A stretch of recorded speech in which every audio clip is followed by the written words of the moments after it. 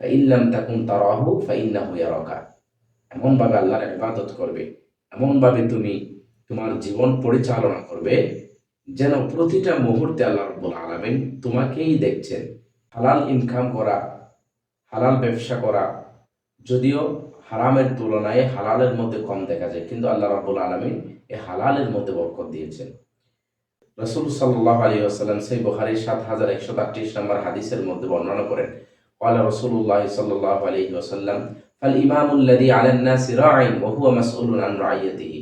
ইমাম যিনি রাষ্ট্রপ্রধান, তিনি রাষ্ট্রের প্রত্যেক ব্যক্তির তত্ত্বাবধায়ক।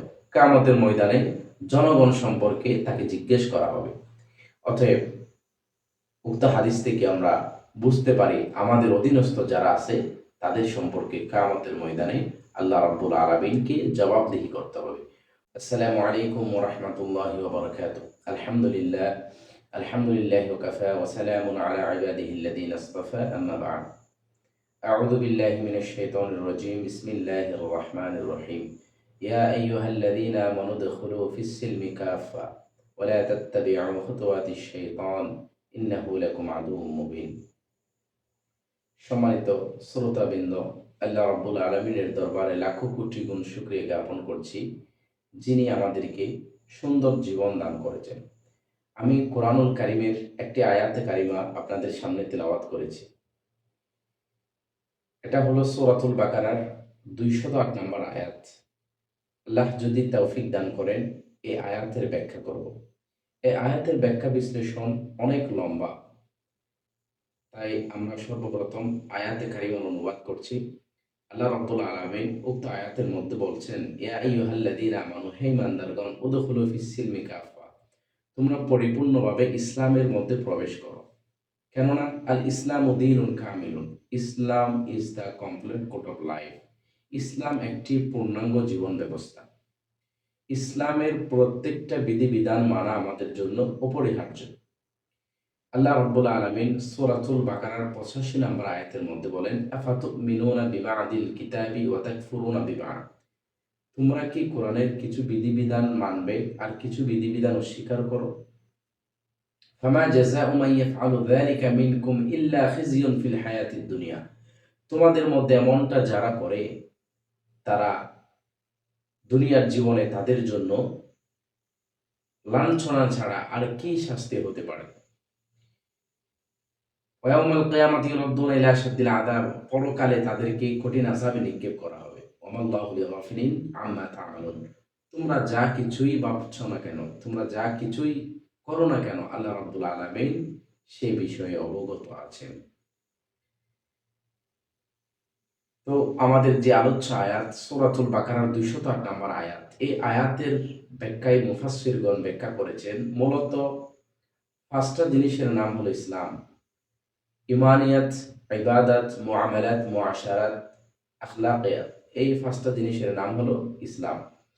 ইমানিয়াত কাকে বলে? জিবরাইল আলাইহিস সালাতু ওয়াস সালাম রাসূল সাল্লাল্লাহু আলাইহি ওয়াসাল্লামকে জিজ্ঞেস করলেন, ক্বালা ফাখবিরনি আনিল ঈমান, ইয়া রাসূলুল্লাহ, ঈমান সম্পর্কে আপনি আমাকে একটু অবহিত করুন। আল্লাহর হাবিব সাল্লাল্লাহু আলাইহি ওয়াসাল্লাম বললেন, আন তুমিনা বিল্লাহি ওয়া মালাইকাতিহি ওয়া কুতুবিহি ওয়া রাসূলিহি ওয়াল ইয়াউমিল আখির।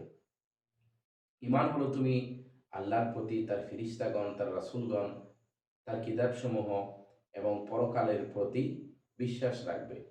ওয়া তুমিনা বিল কদরি খাইরিহি ওয়া শাররিহি, এবং তাকদীরের ভালো মন্দ এটা যে আল্লাহর পক্ষ থেকে হয় এ কথার বিশ্বাস করার নাম হলো ঈমান। দ্বিতীয় নাম্বার, সেটা হলো ইবাদত। রাসূল সাল্লাল্লাহু আলাইহি সাল্লামকে জিজ্ঞেস করা হলে রাসূল বলেন, আনতা আবুদাল্লাহ কাআন্নাকা তারাহু ফাইন লাম তাকুন তারাহু ফাইন্নাহু ইয়ারাকা, তুমি আল্লাহর ইবাদত এমন ভাবে করবে যেন তুমি আল্লাহকে দেখতে পাচ্ছ। এমনটা যদি তোমার মাধ্যমে সম্ভব না হয়, তুমি যদি এমনটা অনুধাবন করতে না পারো, তাহলে ফাইন লাম তাকুন তারাহু ফাইন্নাহু ইয়ারাকা, এমনভাবে আল্লাহর ইবাদত করবে, এমনভাবে তুমি তোমার জীবন পরিচালনা করবে যেন প্রতিটা মুহূর্তে আল্লাহ রাব্বুল আলামিন তোমাকেই দেখছেন। এই কথা অন্তরের মধ্যে ধারণ করা, লালন করা, পোষণ করা, এটার নাম হলো ইবাদত। তৃতীয় নাম্বার হলো মুআমালাত। মুআমালাত হালাল ইনকাম করা, হালাল ব্যবসা করা যদিও হারামের তুলনায় হালালের মধ্যে কম দেখা যায়, কিন্তু আল্লাহ রাব্বুল আলামিন এই হালালের মধ্যে বরকত দিয়েছেন। কুরআনুল কারীমের সূরাতুল বাকারার 285 নম্বর আয়াতে আল্লাহ রাব্বুল আলামিন বলেন, ওয়া আহাল্লাল্লাহুল বাইআ ওয়া হাররামার রিবা।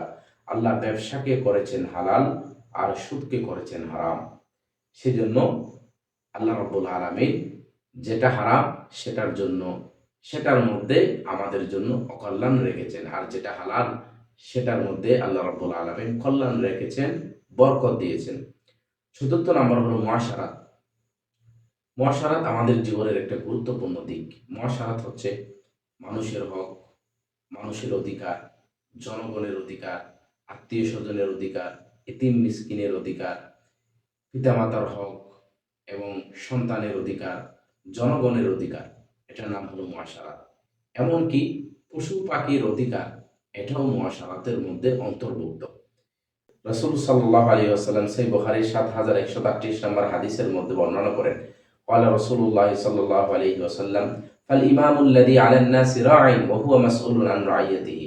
ইমাম যিনি রাষ্ট্রপ্রধান, তিনি রাষ্ট্রের প্রত্যেক ব্যক্তির তত্ত্বাবধায়ক। কিয়ামতের ময়দানে জনগণ সম্পর্কে তাকে জিজ্ঞেস করা হবে।